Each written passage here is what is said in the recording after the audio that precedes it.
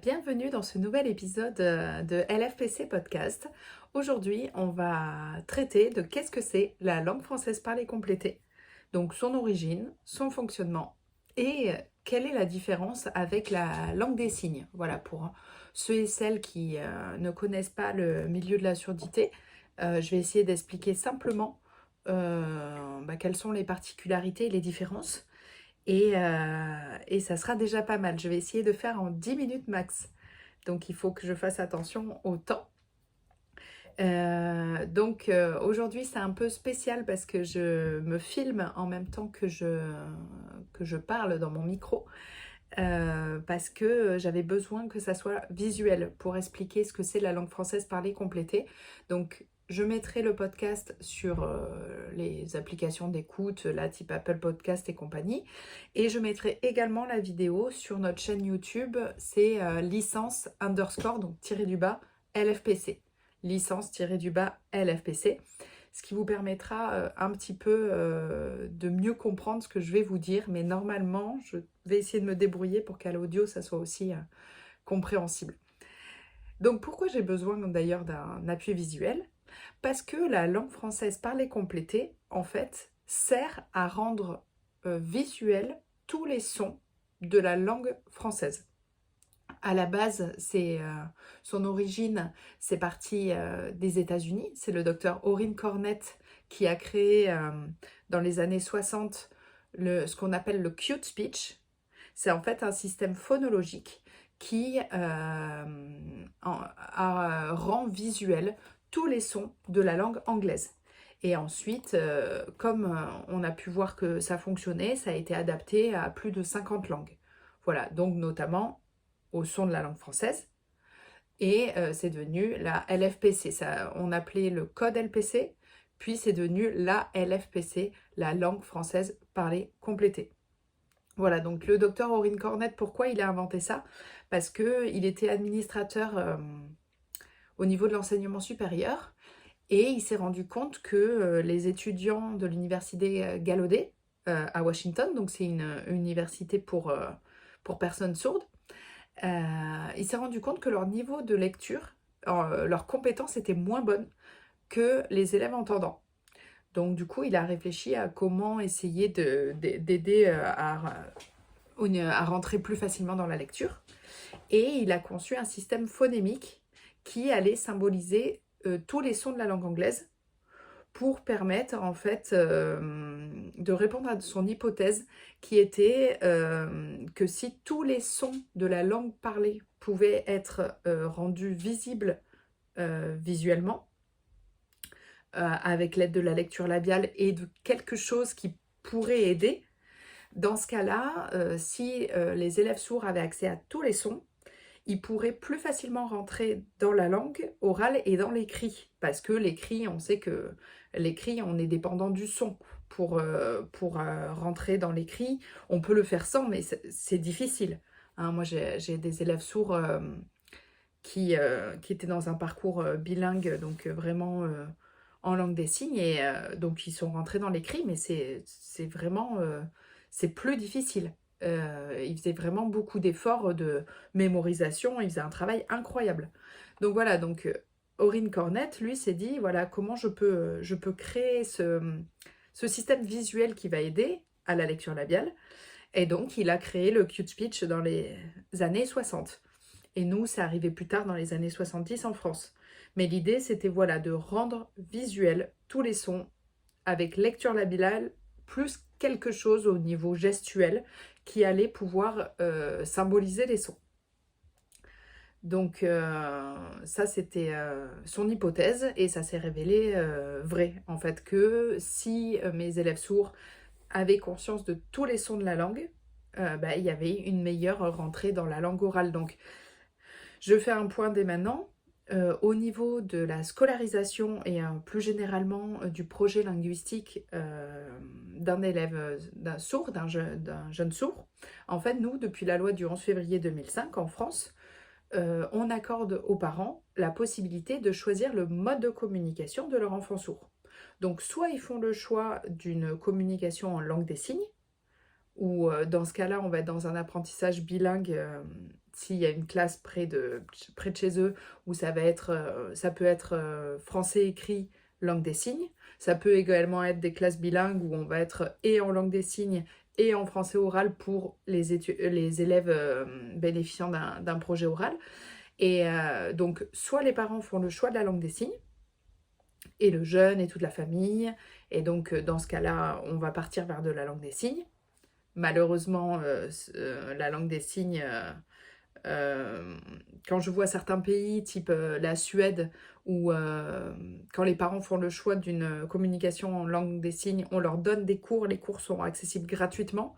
Nous, en langue des signes, pour que les parents puissent devenir locuteurs experts de la langue des signes, nous, c'est pas encore le cas. Malheureusement, on a encore du travail à faire de ce côté-là. Donc ça, dans le projet linguistique, vous avez cette possibilité-là, langue des signes, ou alors les parents peuvent faire le choix d'un projet linguistique avec une communication en langue française orale. Et dans ce cas-là, on aura l'appui de la langue française parlée complétée qui va aider le jeune sourd à rentrer dans l'oral. C'est un projet oraliste. Soit vous avez un projet signant, soit un projet oraliste. Ce choix linguistique dépend de la famille et plus tard du jeune. Voilà. En tant que professionnel de la surdité, là-dessus, on n'a pas à intervenir.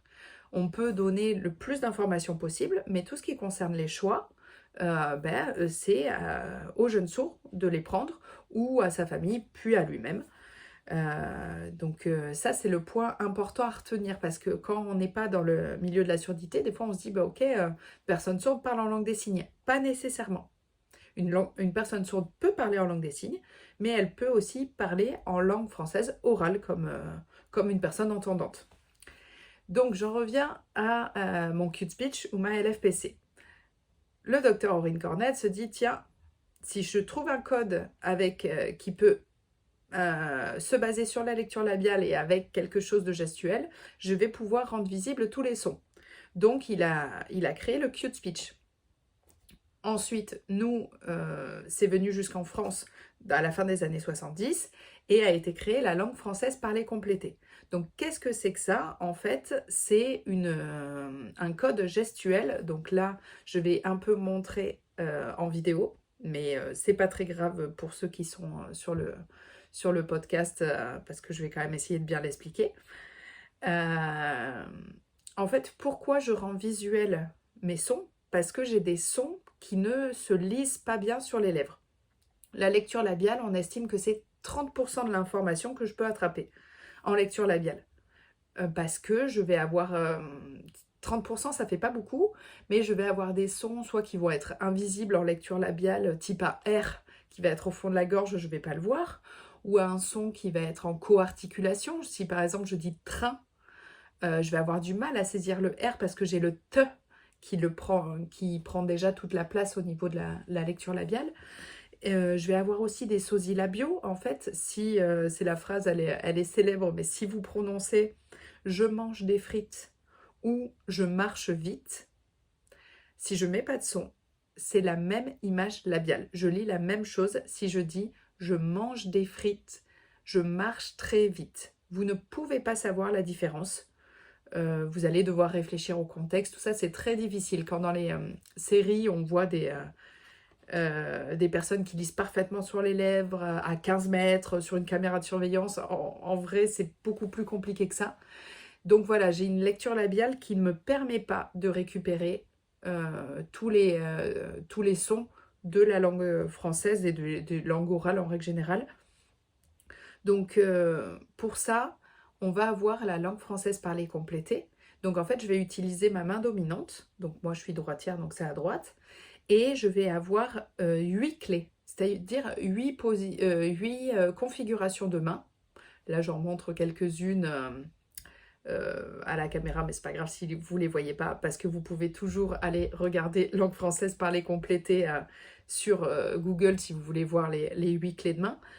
Et en fait, c'est la façon dont je mets ma main, donc par exemple, si vous voulez, j'essaye d'expliquer, là j'en fais une, où j'ai replié mon auriculaire, mon annulaire et mon majeur. Donc j'ai mon index de déplié et mon pouce. Donc ça fait comme si je faisais un L ou un petit pistolet. Et donc, je montre mes ongles, hein, j'ai la paume vers moi. Et donc ça, c'est par exemple le son le. Hein, et donc, ça va être cette consonne-là. Et en fonction de où je vais la placer sur mon visage ou à côté, là, je vais y associer en fait les voyelles. Si vous voulez, la configuration et à la fois comment je vais configurer ma main et où je la place sur mon visage. Donc, je peux la placer sur les pommettes, à la commissure de mes lèvres. Je peux la placer sur mon menton, sur mon cou ou juste à côté de ma tête. Et ça va me faire une syllabe. Si je mets par exemple ce son le, si je le mets sur la pommette, ça va faire la syllabe l'un ou la syllabe le. Si je le mets sur mon cou, ça peut me faire la syllabe lou ou la syllabe la ou la syllabe les, par exemple. Donc, tout ça mis à bout, et la configuration de ma main et où je la place sur mon visage, ça me rend visuel la syllabe. Et donc, avec l'aide de la lecture labiale, je comprends, on estime à 95% du message.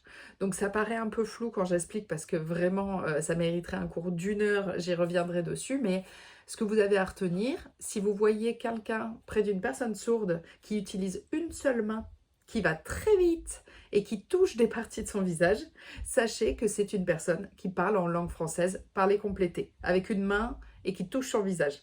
Ok, et donc si vous voyez quelqu'un parler avec les deux mains et qui ne sera pas nécessairement au niveau du visage, il y a peu de chances qu'il soit au niveau du visage, ça sera de la langue des signes. Donc voilà, c'est des clés, ça doit être fait juste à côté de la bouche pour aider à la lecture labiale. Hein, par exemple, il y a, si je dis pain, bain, main, si je ne mets pas de son, c'est la même image labiale que j'ai sur mes lèvres. Donc, c'est difficile, faut que j'ai le contexte pour savoir, mais est-ce que lui, il parle du pain, il parle de prendre un bain, il parle de sa main? Comment je peux savoir? Bon, il y a le contexte qui mène, mais c'est toujours très dur à comprendre. Tandis que si je rajoute de la langue française parlée complétée, je vais dire pain, bain et main. Désolée pour l'audio guide, là, pour ceux qui sont juste en audio, là, j'ai montré en visuel, mais en fait, quand je dis pain, bain, main, je vais mettre ma main sur le même endroit, c'est-à-dire sur ma pommette. Par contre, je vais avoir 3 positions de mains différentes, ce qui fait qu'il n'y aura pas d'erreur, parce que ma lecture labiale plus ma position de main, pain, bain, main, je vais savoir faire la différence. Et donc, si vous voulez, comme je disais avant, le choix linguistique, du projet linguistique, moi, j'ai pas d'avis dessus et on n'a pas à en avoir, et encore moins en tant que personne entendante. C'est le choix des familles et surtout, c'est le choix de la personne sourde. Par contre, si c'est un choix oral, si on fait le choix d'être dans un projet oral pour que son enfant apprenne la langue orale, dans ce cas-là, la langue française parlée complétée, c'est un outil qui fonctionne. Et donc, c'est un outil qu'on devrait utiliser. Donc, c'est un code. Et là, j'en viens à ma différence entre la langue des signes et la langue française parlée complétée. La langue des signes, c'est une langue officielle, reconnue officiellement dans de nombreux pays. À l'heure actuelle, les personnes sourdes signantes cherchent à la faire rentrer dans la Constitution pour vraiment avoir une valeur forte. Elle est reconnue par certaines constitutions. Il me semble la Nouvelle-Zélande, je crois qu'elle reconnaît la langue des signes dans sa constitution. Enfin voilà, c'est une langue officielle. Un signe égale un mot. Elle a sa propre syntaxe, elle a sa propre grammaire, elle a sa propre origine, sa propre histoire, comme toutes les langues. Voilà, avec une culture sourde riche, un passé riche. Et de l'autre côté, donc ça c'est du côté langue des signes et projet signant.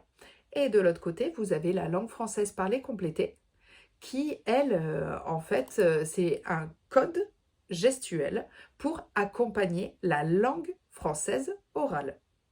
C'est donc un outil. Ce n'est pas une langue, ça n'a jamais été défini comme tel. C'est juste un code qui va aider à comprendre la langue orale. hein, c'est pour la réception, c'est pour que l'élève sourd ou le jeune sourd comprenne mieux et lise mieux sur les lèvres. Et en comprenant mieux ce qui se dit, en lisant mieux sur les lèvres et en comprenant mieux tous les sons de la langue française, il va mieux rentrer dans l'oral et mieux rentrer dans l'écrit que s'il était juste en lecture labiale seul. Voilà, moi c'est l'un des points que je vais sans cesse rabâcher sur ce podcast-là, c'est que la langue française parlée complétée, la LFPC, ça fonctionne. Comparé à des élèves sourds à qui on est dans de l'oral pur, c'est enlever un outil qui fonctionne vraiment. Hein. Je dis pas ça fonctionne mieux que la langue des signes, c'est pas mon propos et c'est pas mon sujet. C'est deux choix linguistiques différents et moi j'ai pas d'avis à avoir dessus. Par contre, quand je suis sur le choix linguistique de l'oral, quand je vois qu'il y a des projets linguistiques où c'est oral pur, oral tout seul, j'ai du mal à comprendre pourquoi. Parce qu'on a un outil qui fonctionne. C'est un peu comme moi, j'ai des lunettes parce que je suis complètement myope. Je peux voir sans mes lunettes. Ça m'arrive quand je me réveille, tout ça. Par contre, je vois sans mes lunettes, mais j'y vois pas bien en fait. J'y vois mieux avec mes lunettes. C'est plus facile, c'est plus accessible pour moi d'avoir mes lunettes, d'y voir plus net. Et pour la lecture labiale, la LFPC, ça permet d'avoir une lecture labiale plus nette, plus enrichie. Donc je passe de 30% d'informations à 95% d'informations. Et après, c'est des jeunes sourds qui peuvent en fait complètement des fois se passer de la langue française parlée complétée une fois adultes parce qu'ils ont une bonne lecture labiale et c'est plus facile de pas l'avoir quoi. Mais voilà, c'est vraiment un outil qui fonctionne et qui est assez étonnant voilà, quand on ne le connaît pas. Et donc nous, dans la licence, on a plus de 200 heures de pratique du code de la langue française parlée complétée, de la LFPC. On va s'entraîner à coder, à coder, à coder, jusqu'à ce qu'on puisse, donc quand je dis coder, c'est parler avec ce code gestuel sur le visage. Et les étudiants vont s'entraîner régulièrement jusqu'à ce qu'ils puissent coder leurs propres paroles, puis surtout coder la parole qu'ils vont entendre, parce que on forme au métier de codeur et codeuse en LFPC, et le but c'est d'aller suivre l'élève sourd dans sa classe et d'aller transmettre les messages oraux qui vont être dits dans la classe, que ça soit le professeur, que ça soit les réponses des élèves, et permettre comme ça l'inclusion scolaire et sociale de l'élève sourd. Donc ça, dans la licence, c'est ce qu'on fait. En un an, moi, mes étudiants arrivent, ils ne connaissent rien à la LFPC. Les prérequis, c'est 0. Et dès septembre, on les met dans le grand bain. On apprend, là, pendant les 2 premières semaines, c'est assez intensif, le code. Et le but, c'est que, voilà, en mars, ensuite, on parte pour 8 semaines de stage pratique où on va se retrouver devant élèves. Mais travailler régulièrement, il n'y a aucun souci. Ça s'apprend relativement vite avec de l'entraînement régulier. Ça s'apprend vite. Voilà, donc j'avais dit 10 minutes, j'en suis déjà à 18. Je vais m'arrêter là. Je vous remercie d'avoir suivi cet épisode. On va développer dans les autres épisodes vraiment la LFPC et le métier notamment de codeur et codeuse en LFPC. Mais merci d'avoir suivi. Là, je viens de le coder à la vidéo, cet épisode. Et puis, je vous dis à bientôt.